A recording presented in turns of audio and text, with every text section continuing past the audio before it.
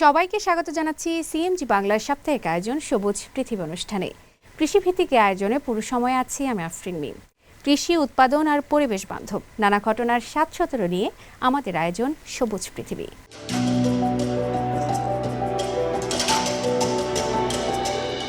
শীতের বরফ আর তুষারে ভরা উত্তর পূর্ব চীনের ইচুন সিটি পর্যটকদের জন্য এক নতুন রঙিন অভিজ্ঞতা হয়ে উঠেছে। আইস ফিশিং থেকে বরফের ড্রাগন বোট রেস, জুড়ে আছে খেলা, আনন্দ আর ঐতিহ্য। চলুন দেখে আসি এসব নিয়ে প্রতিবেদন।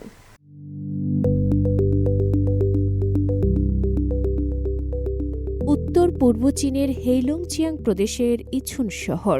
শীত এলেই বরফে ঢাকা এই জনপদে থেমে যায় না জীবনযাত্রা, বরং তুষারে মোড়া পাহাড়, জমে থাকা হ্রদ আর ঘন বনভূমির মধ্যে গড়ে ওঠে শীতকালীন কৃষি ও জীবিকা ভিত্তিক কর্মকাণ্ডের এক ভিন্ন বাস্তবতা। প্রচণ্ড ঠান্ডার মধ্যেও এখানকার মানুষ প্রকৃতির সঙ্গে লড়াই নয়, বরং সমন্বয়ের মাধ্যমেই টিকিয়ে রেখেছেন তাদের জীবন ও উৎপাদন ব্যবস্থা। ইছুনের চিউফেং মাউন্টেন ইয়াংসিং ভ্যালিতে শত শত বছরের পুরনো শিকার ও মাছ ধরার ঐতিহ্য আজও স্থানীয় মানুষের জীবিকার গুরুত্বপূর্ণ অংশ। শীতকালে জমে যাওয়া হ্রদে বরফ কেটে মাছ ধরার এই পদ্ধতি শুধু সংস্কৃতির স্মারক নয়, বরং এখানকার বহু পরিবারের আয়ের প্রধান উৎস।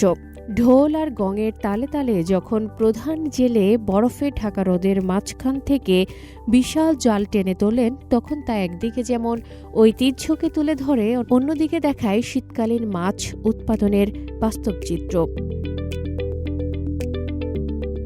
জাল ভর্তি টাটকা মাছ ওঠার সঙ্গে সঙ্গে শুরু হয় বাছাই ও সংরক্ষণের কাজ।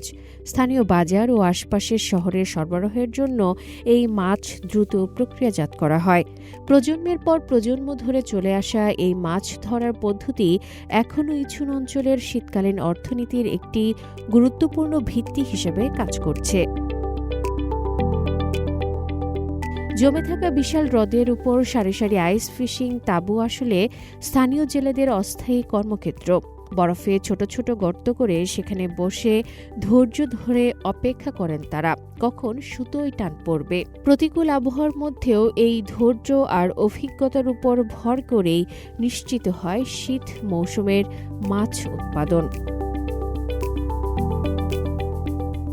মাছ ধরা ছাড়াও ইছুন অঞ্চলে শীতকালীন কৃষি ও প্রাণিসম্পদ ব্যবস্থাপনায় রয়েছে বৈচিত্র্য। তুষারাচ্ছন্ন পরিবেশের সঙ্গে খাপ খাইয়ে নেওয়া রেইনডিয়ার পালন স্থানীয় মানুষের আরেকটি গুরুত্বপূর্ণ জীবিকা ভিত্তিক কার্যক্রম।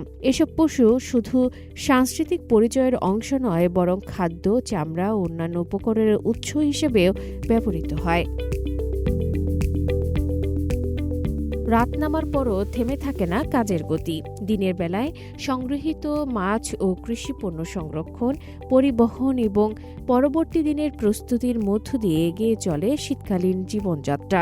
বরফ আর তুষারের মাঝেও উৎপাদন ও জীবিকার এই ধারাবাহিকতাই ইছুনকে করেছে আলাদা। প্রাকৃতিক পরিবেশের সঙ্গে খাপ খাইয়ে নেওয়া কৃষি, মৎস্য ও প্রাণী সম্পদ ভিত্তিক কার্যক্রমের সমন্বয়ে ইছুন আজ শীতকালীন উৎপাদন ব্যবস্থার এক অনন্য উদাহরণ। কঠিন আবহাওয়ার মাঝেও কিভাবে জীবন ও কৃষিকে এগিয়ে নেওয়া যায় তার বাস্তব চিত্র তুলে ধরছে উত্তর পূর্ব চীনের এই শহর। আফরিন মিম, সিএমজি বাংলা। চীনের ইউনান প্রদেশের লংচিয়াং উপজেলা দেখিয়েছে কিভাবে ধান, মাছ ও পর্যটন মিলিয়ে গ্রামীণ উন্নয়ন সম্ভব। ধান খেতে মাছের পোনা, মেলা, উৎসব, ক্যাফে আর সবুজ সৌন্দর্য সব মিলিয়ে এখানে গড়ে উঠেছে এক সমন্বিত পরিবেশ বান্ধব এবং অর্থনৈতিকভাবে লাভজনক গ্রামীণ গল্প। চলুন বেইজিং সহকর্মী লি ওয়ানলু শিশিরের প্রতিবেদনে দেখে আসি আরও বিস্তারিত। প্রিয় বন্ধু, আমি লিওয়ানলু শিশির। এখন আমি আছি চীনের ইউনান প্রদেশের বওশান শহরের লংজিয়াং উপজেলায়। এখানে ধান ও মাছের গ্রাম হিসেবে পরিচিত। নাম থেকে আপনারা বুঝতে পেরেছেন, এখানে ধান ছাড়া লুকিয়ে আছে আরেকটি ফসলের আনন্দ। আজ আমরা একসাথে লংজিয়াং উপজেলায় প্রবেশ করব। দেখি এখানে কিভাবে নিজের বৈশিষ্ট্যের গ্রামীণ পুনরুদ্ধারের পথ খোঁজ পেয়েছে। গ্রামীণ পুনরুজ্জীবনের যাত্রায় কিভাবে পরিবেশ রক্ষা ও অর্থনৈতিক উন্নয়নের সমন্বয় ঘটানো যায়। সেটাই এখন অনেক গ্রামের মূল চিন্তা। লংজিয়াং উপজেলা ধান, মাছ, পর্যটন ভিত্তিক একটি সমন্বিত ইকোচাষ ও উন্নয়নের মতো গড়ে তোলে সেই প্রশ্নের উত্তর দিয়েছে। প্রতি বছরের মে জুন মাসে যখন ধানের ফুল ফোটে, গ্রামীণবাসীরা ধান খেতে মাছের বন্যা ছেড়ে দেয়। ধানের ফুল ও বোকা খেয়ে ধান খেতের জোরে বেড়ে ওঠা ধানফুল মাছ হয়ে একেবারে প্রাকৃতিক খাদ্য। মাংস নরম, স্বাদ দুর্দান্ত, আর কাদামাটির গন্ধহীন। অক্টোবরের ফসল কাটার আগে এই মাছ সংগ্রহ করা হয়, জীবন্ত অবস্থায় বা শুকিয়ে বিক্রি করা হয়। দামও সাধারণ মাছের কয়েক গুণ বেশি। ধান ক্ষেত মাছকে দেয় আশ্রয় ও খাদ্য, মাছ ধানকে দেয় শ্বাস আর বোকা দমন। ফলে গঠিত হয় এক বন্ধন চক্রের পরিবেশ বান্ধব কৃষি ব্যবস্থা। এখন আমি দাঁড়িয়ে আছি ধান খেতে, তবে ধান ছাড়া এখানে অনেকটি জিনিস পাওয়া যায়, তা হলো মাছ। তাহলে এখন আমি তো একটি মাছ ধরার চেষ্টা করছি।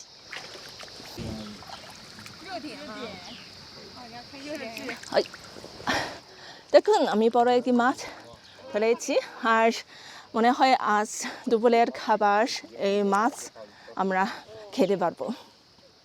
লংজিয়াং উপজেলা শুধু কৃষি পণ্য উৎপাদনেই থেমে থাকেনি। তারা কৃষি ও পর্যটনের সংযোগ ঘটিয়েছে ধানফুল মাছ উৎসব, মাছ ধরা উৎসব ইত্যাদি আয়োজনের মাধ্যমে কৃষি সংস্কৃতি ও প্রাকৃতিক সৌন্দর্যকে পর্যটনের সম্পদে পরিণত করেছে। ধান ক্ষেতের মাঝে ছড়িয়ে থাকা ক্যাফেগুলো এখন লংজিয়াং নতুন আকর্ষণ। বসন্তে দেখা যায় সবুজ চারা, গ্রীষ্মে দূরে ধানের ঢেউ, শরতে সোনালি ফসল, শীতে শান্ত সৌন্দর্য। এই ধান ক্ষেত কফি অভিজ্ঞতা শুধু পর্যটকদের অবস্থানকার বাড়ায় না, স্থানীয় বনের প্রদর্শনীরও জানালা খুলে দেয়। ফলে কৃষি দিয়ে পর্যটনকে শক্তিশালী করা, পর্যটন দিয়ে কৃষিকে সমৃদ্ধ করা, এই এক প্রকৃত ইতিবাচক চক্র। লংজিয়াং উপজেলার অভিজ্ঞতা প্রমাণ করে গ্রামীণ পুনরুজ্জীবন মানে শহরের বোধ অনুসরণ নয়, বরং স্থানীয় বাস্তবতাকে কেন্দ্র করে সৃজনশীল পরিবর্তন আনা।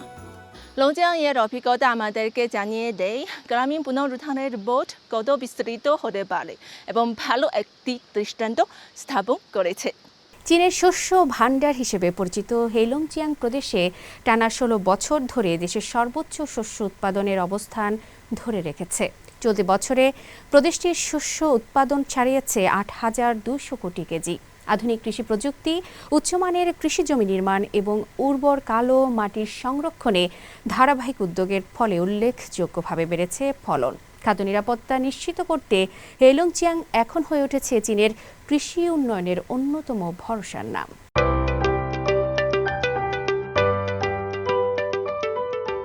চীনের শস্য ভাণ্ডার হিসেবে পরিচিত উত্তর পূর্বাঞ্চলের হেইলংজিয়াং প্রদেশ। শস্য উৎপাদনে আবারও শীর্ষস্থানে উঠে এসেছে প্রদেশটির নাম। চীনের জাতীয় পরিসংখ্যান ব্যুরোর সর্বশেষ তথ্যানুযায়ী চলতি বছর প্রদেশটির মোট শস্য উৎপাদন ছাড়িয়েছে 82 বিলিয়ন কেজি। টানা 16 বছর এই কৃতিত্ব ধরে রেখেছে হেইলংজিয়াং। এখন কৃষির অফ সিজন হলেও আগামী বছরের উৎপাদনের প্রস্তুতিতে ব্যস্ত সময় পার করছে হেইলংজিয়াংয়ের কৃষি সংশ্লিষ্টরা। উচ্চমানের কৃষিজমি নির্মাণ, উন্নত বীজ উৎপাদন এবং আধুনিক কৃষিযন্ত্র গবেষণা ও উন্নয়ন সবই চলছে পরিকল্পিতভাবে। বাইছুয়ান কাউন্টির লেসার খিঙ্গান পর্বতমালার পাদদেশ ও সোংনেন সমভূমিতে আগে উর্বর কালোমাটির জমি পানিতে ভেঙে যেত। সাম্প্রতিক বছরগুলোতে স্থানীয় সরকার এখানে পানির কারণে সৃষ্ট খাতগুলো নিয়ন্ত্রণে জোরালো পদক্ষেপ নেয়। এতে অনেক জমি পরিণত হয় উচ্চ ফলনশীল মাঠে। চীনের শীর্ষ কৃষি প্রতিষ্ঠান গ্রেট নর্দার্ন ওয়াইল্ডারনেস গ্রুপের মালিকানাধীন নেনচিয়াং ফার্মেও চলছে উচ্চমানের কৃষিজমি নির্মাণ প্রকল্প। 2024 সালের মধ্যে হেইলংজিয়াং জুড়ে প্রায় 80 লাখ হেক্টর উচ্চমানের কৃষিজমি গড়ে তোলা হয়েছে, আর 2025 সালেই নতুন করে বা উন্নীত করা হয়েছে আরও 7,80,000 হেক্টর জমি। বিশ্বের সবচেয়ে উর্বর কৃষি অঞ্চলগুলোর একটি হেলংচিয়াংয়ে রয়েছে 1,72,00,000 হেক্টর আবাদযোগ্য জমি। এই শক্ত ভিত্তির উপর দাঁড়িয়েই বছরের পর বছর চীনের খাদ্য নিরাপত্তার অন্যতম ভরসা হয়ে উঠেছে প্রদেশটি। ফয়সাল আব্দুল্লাহ, সিএমজি বাংলা।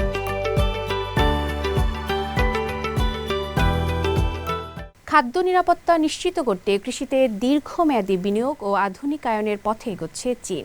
14তম পঞ্চবার্ষিক পরিকল্পনার মেয়াদে দেশটি বিপুল পরিমাণ ভূমিকে উচ্চমানের কৃষি জমিতে রূপান্তরিত করেছে, যা জাতীয় খাদ্য নিরাপত্তাকে আরও শক্ত ভিত্তি দিচ্ছে। বিস্তারিত থাকছে প্রতিবেদনে।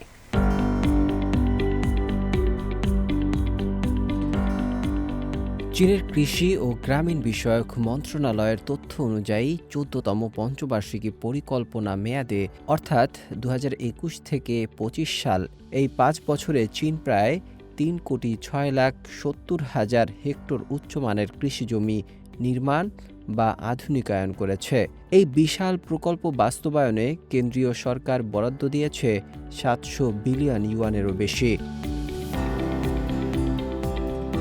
কৃষি ও গ্রামীণ বিষয়ক মন্ত্রণালয় বলছে, এই উদ্যোগ জাতীয় খাদ্য নিরাপত্তা জোরদারে উল্লেখযোগ্য ভূমিকা রাখছে। উচ্চমানের কৃষি জমি বলতে বোঝায় সমতল ও সংযুক্ত জমি, উন্নত সেচ ব্যবস্থা, দক্ষ পানি ব্যবস্থা এবং উর্বর মাটি। এসব জমি খরা ও বন্যা দুই ধরনের প্রাকৃতিক দুর্যোগ মোকাবেলায় সক্ষম এবং আধুনিক কৃষি উৎপাদনের সঙ্গে পুরোপুরি সামঞ্জস্যপূর্ণ। এই জমিগুলোর মাটি দূষণমুক্ত হওয়ায় উচ্চ ফলনের নিশ্চয়তা বেড়েছে। ফলে সীমিত জমি ব্যবহার করেও বেশি উৎপাদন সম্ভব হচ্ছে, যা জনসংখ্যা বেশি এমন দেশের জন্য অত্যন্ত গুরুত্বপূর্ণ। 14তম পঞ্চবার্ষিক পরিকল্পনা জুড়ে স্থানীয় সরকারগুলো বিশেষ গুরুত্ব দিয়েছে কিছু নির্দিষ্ট অঞ্চলে। এর মধ্যে রয়েছে উত্তর পূর্ব চীনের কালো মাটির অঞ্চল, প্রধান সমতল ভূমি, উন্নত সেচ কাঠামো থাকা এলাকা এবং উচ্চ শস্য উৎপাদন সক্ষম অঞ্চল। পাশাপাশি ধাপে ধাপে উপযুক্ত স্থায়ী মৌলিক কৃষি জমিকে উচ্চমানের কৃষি জমিতে রূপান্তরের কাজও এগিয়েছে। মন্ত্রণালয়ের নির্দেশনায় স্থানীয় প্রশাসন মাঠ সমতলকরণ, সেচ ব্যবস্থা ও গ্রামীণ সড়ক নেটওয়ার্ক উন্নয়ন এবং মাটির গুণগত মান বৃদ্ধিতে ব্যাপক কাজ করেছে। একই সঙ্গে নির্মাণ মান নিশ্চিত করতে নিয়মিত তদারকি ও পরিদর্শনের জন্য কেন্দ্রীয় টাস্কফোর্স মোতায়েন করা হয়েছে। প্রাথমিক ফলাফল বলছে, এসব উন্নত জমি কৃষি উৎপাদনশীলতা ও স্থিতিস্থাপকতা বহুগুণে বাড়িয়েছে। আগে যেসব জমি খণ্ডিত ছিল বা আবহাওয়া প্রভাবে ক্ষতিগ্রস্ত হতো, এখন সেখানে নির্ভরযোগ্য সেচ ও কার্যকর পানি নিষ্কাশন ব্যবস্থা রয়েছে। অনেক অঞ্চলে এখন প্রতি ফসল মৌসুমে হেক্টর প্রতি গড়ে 7.5 টন পর্যন্ত ফলন পাওয়া যাচ্ছে। বিশ্লেষকদের মতে, এই উচ্চমানের কৃষি জমি ভবিষ্যতে চীনের খাদ্য নিরাপত্তা, কৃষকের আয় বৃদ্ধি এবং গ্রামীণ টেকসই উন্নয়নের অন্যতম ভিত্তি হয়ে উঠবে।